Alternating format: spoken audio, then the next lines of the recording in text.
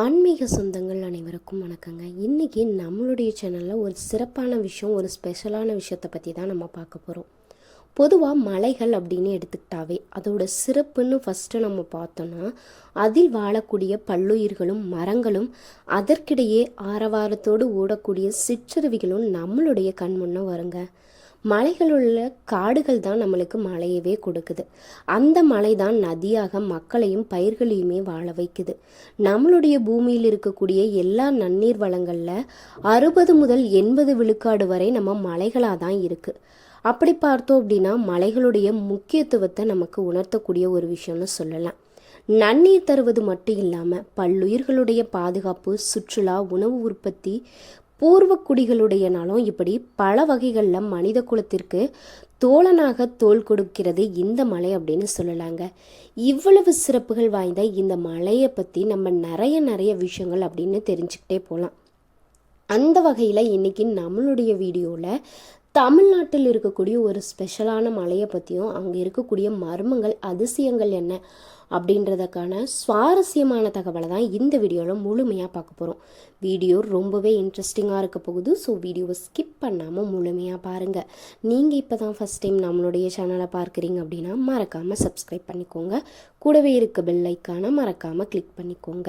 அப்போ தான் நம்ம போடக்கூடிய வீடியோ நோட்டிஃபிகேஷன் மூலியமாக உடனுக்குடனே உங்களை வந்து சேரும். வாங்க வீடியோக்குள்ளே போகலாம். நம்ம இன்னைக்கு நம்மளுடைய சேனலில் பார்க்கக்கூடிய இந்த மலையை இயற்கையுடைய செல்ல குழந்தை அப்படின்னே சொல்லலாங்க. அதாவது இயற்கையை கொன்றொழித்த இடங்களுக்கு மத்தியில் பொக்கிஷ மலை பிரதேசமாக இன்று நம்மளுக்கு இடையில் இருக்கக்கூடிய ஒரு மலை அப்படின்னு சொன்னால் நாமக்கல் இருக்கக்கூடிய கொல்லிமலை அப்படின்னு சொல்லலாங்க. எத்தனை பேர் இந்த கொல்லிமலைக்கு போயிருக்கீங்க? இந்த கொல்லிமலையில் அப்படி என்னென்ன ஸ்பெஷல் இருக்குது? நீங்கள் ஏதாவது சித்தர்களுடைய குகையை பார்த்துருந்தீங்க அப்படின்னா, அதில் ஏதாவது ஒரு ஸ்பெஷலான விஷயத்தை பார்த்துருந்தீங்க அப்படின்னா கட்டாயமாக நம்மளுடைய சப்ஸ்கிரைபருக்கு ஷேர் பண்ணுங்கள், கமெண்ட் பாக்ஸில் பதிவிடுங்க. நாமக்கல் மாவட்டத்தில் அமைந்திருக்கக்கூடிய இந்த கொல்லிமலையானது சுமார் 1000 முதல் 1300 மீட்டர் வரை உயரம் கொண்டிருக்கு அப்படின்னு சொல்லலாங்க. இங்கு ஏராளமான சுற்றுலா பயணிகள் வருவதையும் நம்மளால் பார்க்க முடியும். இருந்தாலுமே இயற்கை சூழலில் நெடுந்தூரம் நடப்பதில் ஆர்வம் இருக்கிறவங்க, மலையேற்றத்தில் ஆர்வம் இருக்கிறவங்க மற்றும் இயற்கை ஆர்வலர்களால் கொல்லிமலை தொடர்ந்து பார்க்கப்பட்டுட்டே வருது அப்படின்னு சொல்லலாங்க. தமிழ்நாட்டில் நாமக்கல் மாவட்டத்தில் கிழக்கு தொடர்ச்சி மலையுடைய ஒரு பகுதியாக அமைந்திருப்பது தான் இந்த கொல்லிமலை. வளமான சங்க வரலாறும் ஆன்மீக சிறப்பும் கொண்டதுங்க. கடையெழுவலர்களில் ஒருவரான வல்வில் ஓரி ஆட்சி செய்த இந்த மலை மூலிகைகள், சித்தர்கள் வாழ்ந்த குகைகள் மற்றும் 70 கொண்டை ஊசி வளைவுக்கு பெயர் பெற்றது அப்படின்னு சொல்லலாங்க. இந்த கொல்லிமலைக்கு சங்க காலத்தில் ஒரு வரலாறே சொல்லப்பட்டிருக்கு. அதாவது வல்வில் ஓரி ஆட்சி கிபி 2ஆம் நூற்றாண்டில் கடையெழுவலர்களில் ஒருவரான வல்வில் ஓரி கொல்லிமலையை தலைநகராக கொண்டு ஆட்சி செய்திருக்காரு. ஒரே அம்புல சிங்கம், கரடி, மான் மற்றும் பன்றியை கொள்ளக்கூடிய ஆற்றல் கொண்டவர் அப்படின்னு புறநானூற்று புலவர்கள் இவரை புகழ்ந்து பாடியிருக்காங்க. இவரை வில்வித்தை திறன் கொண்டவர் அப்படின்னு சொல்றாங்க. 20க்கும் மேற்பட்ட சங்க பாடல்களில் கொல்லிமலை மற்றும் வல்வில் ஓரியின் பெருமைகள் சொல்லப்பட்டிருக்குங்க. இதை நம்மளால சங்க கால குறிப்புகளில் பார்க்க முடியும். இந்த மலையை காக்கக்கூடிய தெய்வமாக கொல்லிப்பாவை, அதாவது 8 கை அம்மன் வணங்கிட்டு வராங்க. இவங்களுடைய புன்னகை கொடிய அரக்கர்களை விரட்டி அடித்ததா ஐதீகமாக சொல்லப்படுதுங்க. பல முனிவர்களும் சித்தர்களும் தவம் செய்ய கொல்லிமலையை தேர்ந்தெடுத்திருக்காங்க அப்படின்னும், இங்கே இருக்கக்கூடிய குகைகளில் சித்தர்கள் வாழ்ந்ததாகவும் இன்று வரைக்குமே நம்பப்பட்டுட்டு வருது. இந்த கொல்லிமலையை சித்தர்களுடைய பூமி அப்படின்னுமே சொல்கிறாங்க. இது மட்டும் இல்லாமல் இங்கே இன்னொரு ஸ்பெஷல் என்னன்னு பார்த்தோம்னா, இங்கே இருக்கக்கூடிய புகழ்பெற்ற பழங்கால சிவன் கோவிலான அரப்பாளீஸ்வரர் கோவில் அப்படின்னு சொல்லலாங்க. கொல்லிமலையுடைய ஒரு ஆன்மீக சின்னமாகவுமே இந்த கோவில் இருந்துட்டுருக்கு. பல்வேறு வகையான அரிய மூலிகை தாவரங்கள் இந்த மலிச்சரிவுகளில் செழித்து வளர்வதை நம்மளால் பார்க்க முடியும். ஆகாய கங்கை அருவி, மாசிலா அருவி மற்றும் சீர்குப்பாறை பார்வை முனை ஆகியவை முக்கிய இடங்களாக இந்த கொல்லிமலையில் இருக்குங்க. 70 கொண்டை ஊசி வளைவுகளை கொண்ட இந்த மலைப்பாதை சுற்றுலா பயணிகளையும் மலையேற்ற வீரர்களையும் ரொம்பவே ஈர்க்கக்கூடிய ஒரு விஷயமாக தான் இந்த கொல்லிமலையுடைய மலையேற்றமானது இருக்குங்க. வரலாற்று சிறப்புமிக்க அரப்பாளீஸ்வரர் கோவிலுடைய அருகில் ஆகாய கங்கை நீர்வீழ்ச்சி இருக்குங்க. நீர்வீழ்ச்சிக்கு செல்ல 720 படிக்கட்டுகள் நம்ம ஏறி தான் போகணும். இதை தமிழக அரசுடைய சுற்றுலாத்துறை படிக்கட்டுகள் அமைத்திருக்காங்க. 160 அடி உயரத்துல இருந்து நீர்வீழ்ச்சி விழுவதை நம்மளால பார்க்க முடியும். இந்த நீர்வீழ்ச்சியில குளிச்சோம் அப்படின்னா பல்வேறு நோய்கள் தீருவதோடு உடல் ஆரோக்கியம் அடைவதா நம்பப்பட்டு வருது. நீர்வீழ்ச்சியிலிருந்து வெளிவரக்கூடிய நீரானது கிழக்கு நோக்கி பாய்ந்து திருச்சிராப்பள்ளி மாவட்டத்தினுடைய புளியஞ்சோலை பகுதியை தாங்க அடையுது. கோவிலுக்கு முன் நீர்வீழ்ச்சி செல்லக்கூடிய நீரோடையும் இருக்கு. அந்த காலத்துல நீரோடையில ஏராளமான மீன்கள் துள்ளி குதித்து விளையாடியதா சொல்லப்பட்டிருக்காங்க. கோவிலுக்கு வரக்கூடிய பக்தர்கள் குழந்தை வரம் வேண்டி மீனை பிடித்து அதோட மூக்கில் தங்கள் கம்பியை பொருத்துவார்களாம். அப்படி மீனுக்கு முள் குத்தி விடுபவர்களுக்கு அந்த ஆண்டே குழந்தை பிறக்கும் அப்படின்னு புராணங்கள்ல சொல்லப்பட்டிருக்கு. மலைவாசிகள் அரப்பாளீஸ்வரரை குலதெய்வமா வணங்கியிருக்காங்க. மைசூர் சுவாமிகள் அப்படின்னு அழைக்கப்படும் நாதனந்த யோகியின் சமாதி கோவிலுக்கு மேற்குல இருக்குது. கோவிலுக்கு வடக்குல பஞ்சநதி ஆறும் ஓடுது. காடுகளும் சோலைகளும் நிறைந்த அந்த பகுதியில இயற்கையுடைய காட்சி கண் கொள்ளாததா இருக்கும். கோவிலுக்கு நேர்கிழக்குல நம்ம அரை மைல் தூரம் கீழே பயங்கரமான பாதை வழியில இறங்கி போனோம் அப்படின்னா 160 அடி உயரத்துல இருந்து ஆகாய கங்கை அருவி விழுவதை நம்மளால பார்க்க முடியும். அந்த அருவி நீர் பாயக்கூடிய ஓடை வழியா செஞ்சிச்சு அப்படின்னா ஒரு சிறு செங்குத்தான குன்றும் அதோட குகையுமே நம்மளால பார்க்க முடியும். இது கோரக்கர் குகை அப்படின்னு சொல்லுவாங்க. குகை பக்கத்துல தென்புறம் ஒரு அகழியும் இருக்கு. இது கோரக்கர் குண்டம் அப்படின்னு சொல்லப்படுறாங்க. இங்கு கோரக்கர் எனும் சித்தர் தன் மாணவர்களுடன் கூடி தவம் இருந்ததா சொல்லப்படுறாங்க. இந்த குகையை சுற்றி பல அரிய மூலிகைகளையுமே நம்மளால பார்க்க முடியும்.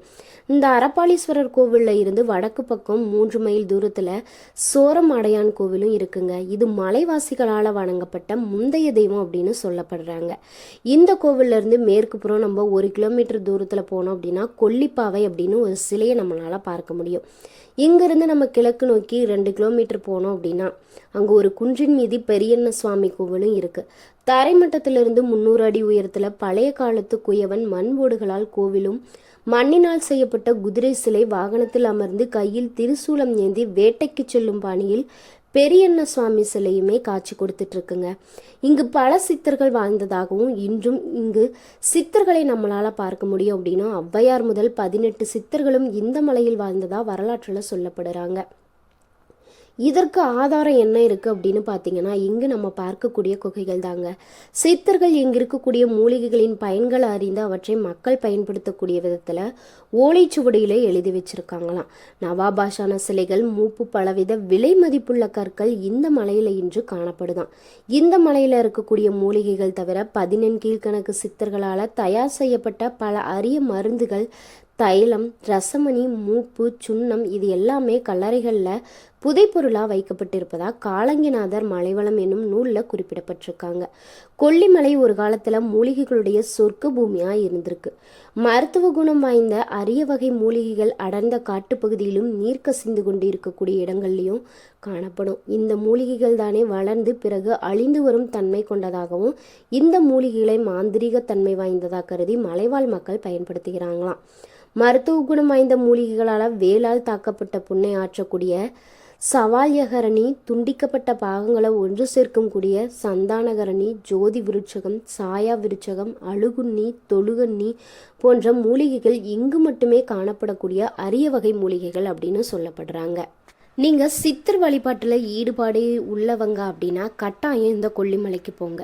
உயிர்களுடைய வாழ்க்கை மகத்துவம் பெற இறை வழிபாடு மேற்கொண்ட சித்தர்கள் தவம் செய்த கொல்லிமலை வந்திருக்காங்க.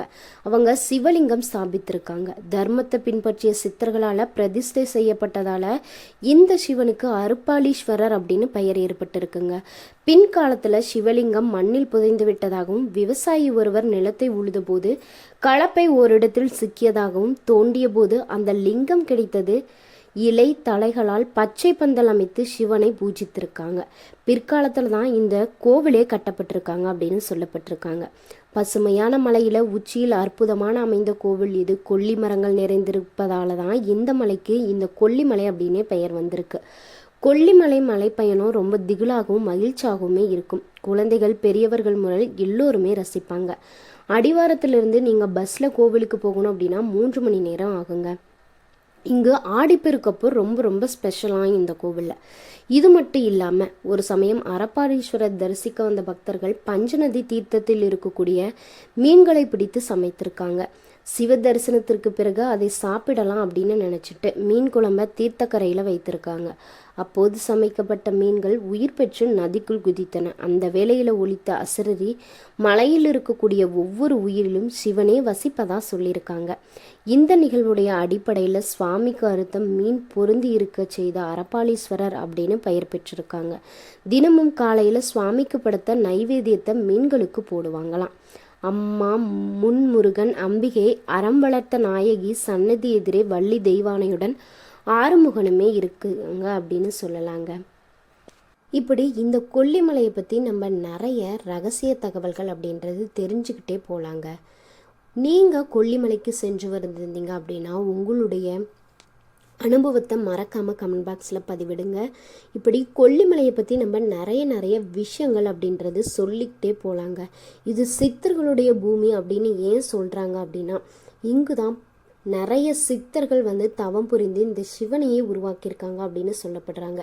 இன்று வரைக்குமே அங்கே நாய்கள் ரூபத்திலையும் சரி, ஒரு குருவிகள் ரூபத்திலையும் சரி, இன்று வரைக்குமே சித்தர்கள் வாழ்ந்து வருவதா ஒரு ஐதீகமாகவுமே அங்கே இருக்கக்கூடிய மக்களால் நம்பப்பட்டுட்டு வருது அப்படின்னு சொல்லலாங்க. இங்கே இருக்கக்கூடிய நீர்வீழ்ச்சியானது ரொம்ப ரொம்ப ஸ்பெஷல் அப்படின்னு சொல்லலாம். இங்கே நம்ம இந்த நீர்வீழ்ச்சியில் குளித்தோம் அப்படின்னா நமக்கு இருக்கக்கூடிய நோய்கள் அனைத்துமே தீர்ந்து அந்த மூலிகை காற்று நம் மீது பட்டால் நம்ம உடம்புல இருக்கக்கூடிய அத்தனை நோய்களும் குணமாகும் அப்படின்றது நிறைய பேருடைய நம்பிக்கையாக இருப்பதால் இங்கு நிறைய பக்தர்களாகட்டும், பயணிகளாகட்டும், சுற்றுலா பயணிகள் இப்படி நிறைய பேர் இந்த கொல்லிமலையை தரிசிக்க வந்துட்டுருக்காங்க அப்படின்னு சொல்லலாம். இயற்கை வளம் மிக்க கொல்லிமலை இந்தியாவுடைய தெற்கு பகுதியில், தமிழ்நாட்டுடைய நடுப்பகுதியில், நாமக்கல் திருச்சி மாவட்டத்தின் எல்லையாக ஒரு சிறிய மலைத்தொடராக தான் அமைந்திருக்கு அப்படின்னு சொல்லலாங்க. இந்த மலையை நீங்கள் பார்க்க வரணும், சித்தர்களுடைய அருள் கிடைக்கணும், சிவபெருமானுடைய அருள் கிடைக்கணும், நம்மளுக்கு இயற்கையாக ஒரு விசிட் கிடைக்கணும் அப்படின்னா மறக்காமல் கொல்லிமலைக்கு போங்க. வீடியோ பிடிச்சிருந்தால் லைக் பண்ணுங்கள், ஷேர் பண்ணுங்கள், கமெண்ட் பண்ணுங்கள். நன்றி நண்பர்களே.